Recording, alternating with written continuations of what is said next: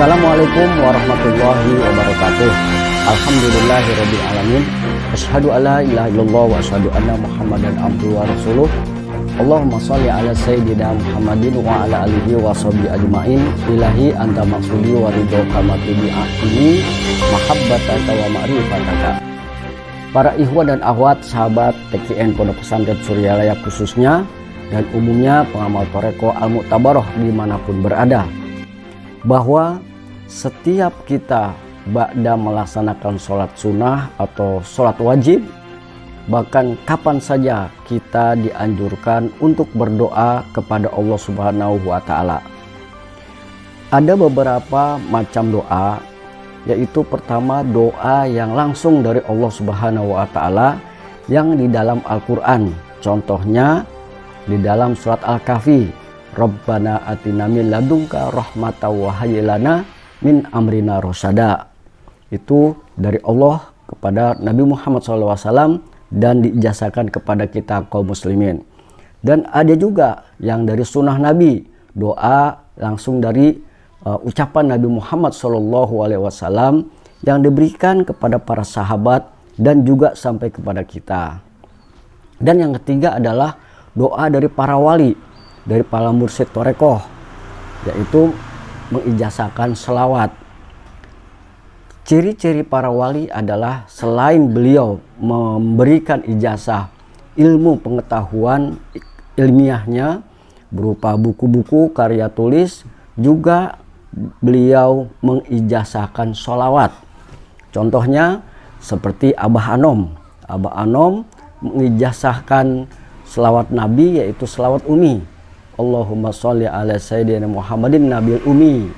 Bahkan itu beliau di dalam kitab Ukudul Jum'an sebagai amalan mingguan dari para ikhwan TKN itu tersusun rapih. Setiap amalan diawali dengan tawasul, kemudian selawat Nabi 3 kali, kemudian selawat Umi, dan baru bacaannya. Nah, kajian tentang doa-doa ini disampaikan juga oleh TGB Tuan Guru Bajang pada ceramah peringatan Maulid Nabi Muhammad SAW. Mari kita saksikan, semoga bermanfaat. Walaupun mudah-mudahan tidak dapat telur ayam, kan di dalam ungkapan Nabi besar Muhammad SAW disampaikan bahwa kebaikan berkah dari Allah itu bergantung dari semangat kita di dalam menjalankan kebaikan itu. Dan salah satu cerminan dari kita semangat adalah berpagi-pagi bersegera. Maka di dalam Al-Quran Allah Subhanahu wa Ta'ala menyampaikan wasari'u ila maghfirah. Di dalam hal-hal yang baik ini menjadi pelajaran bagi anak-anakku semua, termasuk di dalam kita memperingati Maulid Nabi kita Nabi besar Muhammad sallallahu alaihi wasallam, bahwa Nabi sallallahu alaihi wasallam selalu menjadi contoh yang terdepan dalam kebaikan. Dulu para sahabat bercerita, suatu malam kami mendengar ada suara gemuruh dari luar Madinah.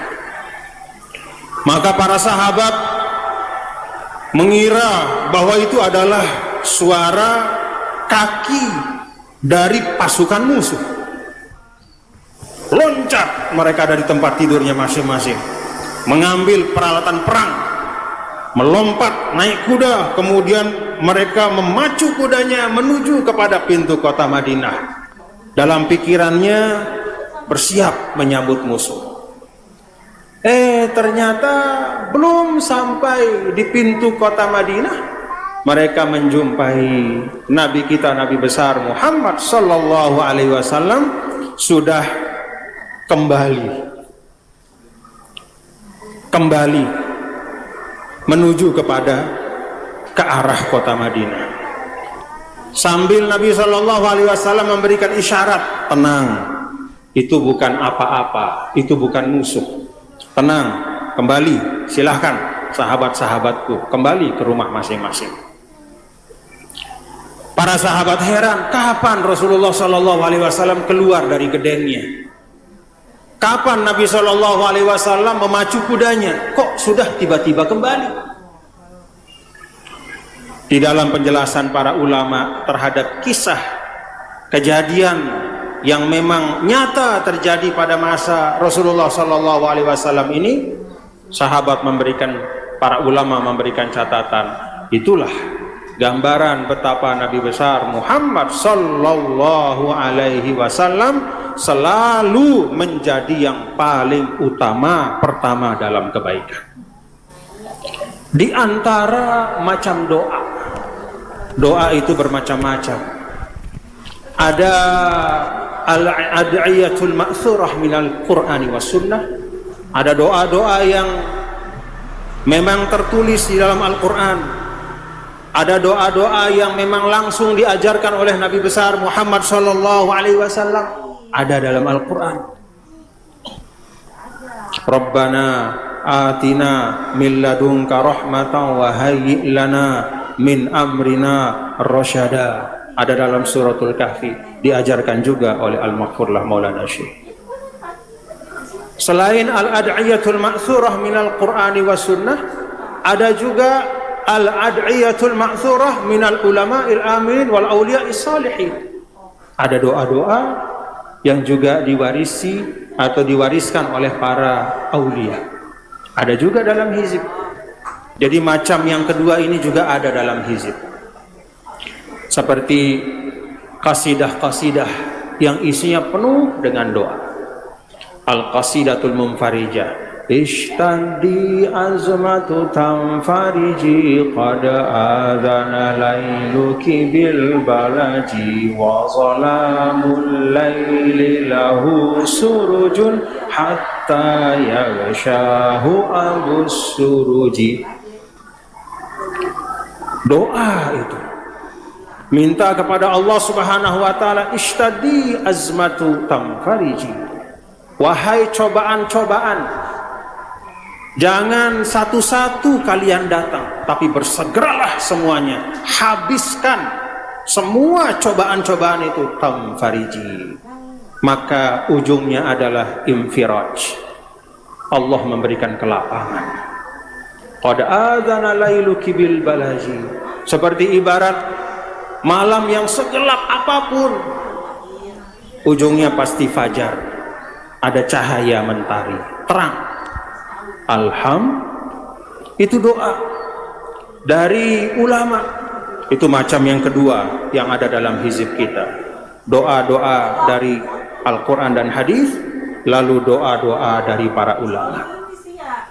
Yang ketiga dalam hizib kita, yang jumlahnya cukup banyak, bahkan bertebaran di mana-mana, adalah syiagus salawat ala sayyidil bashar, yaitu salawat,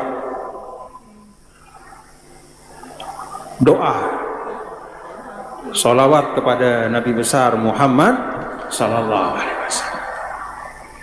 Macam yang ketiga ini, bapak-bapak dan ibu, anak-anakku, kalau kalian perhatikan dalam hizib kita, justru jumlahnya sangat banyak, bertebaran di awal. Sebelum kita memulai bacaan hizib, kita diminta untuk membaca as-salawatus sit, yaitu 6 salawat. Diawali dengan salawat apa?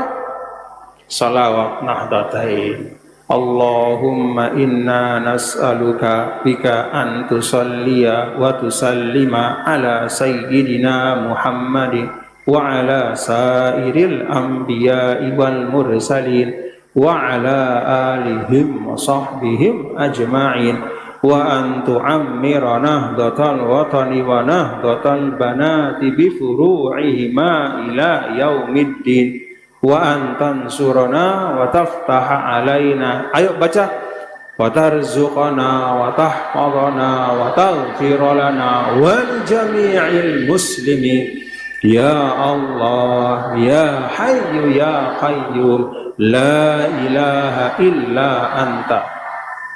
Banyak ulama mengatakan bahwa min alamat al-alim ar-rabbani adalah dia mewariskan sholawat kepada murid-muridnya. Di antara ciri seorang alim rabbani, seorang yang berilmu dan dekat kepada Allah, seorang wali Allah, adalah dia tidak hanya mewariskan karya tulis untuk murid-muridnya. Dia tidak hanya mengarang kitab, dia tidak hanya mengijazahkan doa, tapi dia juga mewariskan sholawat untuk diamalkan oleh murid-muridnya. Alhamdulillah. Dan sholawat Nahdlatain ini, anak-anakku semua, adalah sholawat yang istimewa. Bersyukurlah kita, agat bersyukur kita menjadi murid dari seorang alim rabbani yang mewariskan sholawat. Dan segot sholawat Nahdlatain ini, bapak-bapak dan ibu, anak-anakku semua, adalah segot yang istimewa. Sering Al-Maghfurlah menyampaikan, Allahumma inna nas'aluka bika. Mengapa saya menggunakan kata bika, kata Al-Maghfurlah? Karena khurujan minal khilaf. Al-Maghfurlah mengambil pendapat yang disepakati oleh semua ulama, bahwa bertawassul dengan kemuliaan zat Allah itu boleh. Maka Al-Maghfurlah menggunakan Allahumma inna nas'aluka bika. Kalau bertawassul dengan bijahi sholihin, bertawasul dengan kemuliaan para ulama, para syuhada, bertawasul dengan bijahil mursalin, kemuliaan para nabi dan rasul, masih ada 1-2 khilafnya. Walaupun jumhur ulama ahlus sunnah mengatakan boleh, jumhur ulama ahlus sunnah, dan itu yang diamalkan oleh as-sawadul a'zam minal ummah, boleh, silahkan bertawasul dengan jahil anbiya wal mursalin. Tetapi masih ada 1-2 ulama yang keberatan. Maka Al-Maghfurlah di dalam salawat Nahdlatain, tawasulnya adalah Allahumma inna nas'aluka bika. Ya Allah, kami bermohon kepadamu bika, dengan keagungan zatmu. Jadi bukan dengan keagungan zat manusia lagi, tapi dengan keagungan zat Allah subhanahu wa ta'ala. Jadi ini juga pelajaran anak-anakku semua, bahwa guru kita memberikan kepada kita warisan yang tidak sembarangan. Al-Maghfurlah memberikan pelajaran kepada kita semua untuk selalu memberikan yang terbaik kepada muridnya. Ini juga pelajaran bagi kita semua, para masyayikhul ma'had, para guru, para pendidik di NWDI, selalu berikan yang terbaik untuk murid kita. Ilmu yang terbaik, pemahaman yang terbaik, cara mengajar yang terbaik, semua yang terbaik, dan dilandasi dengan azmul qalb, niat yang baik. Demikian, semoga bermanfaat. Wallahul muwaffiq ila aqwamit thoriq. Wassalamualaikum warahmatullahi wabarakatuh.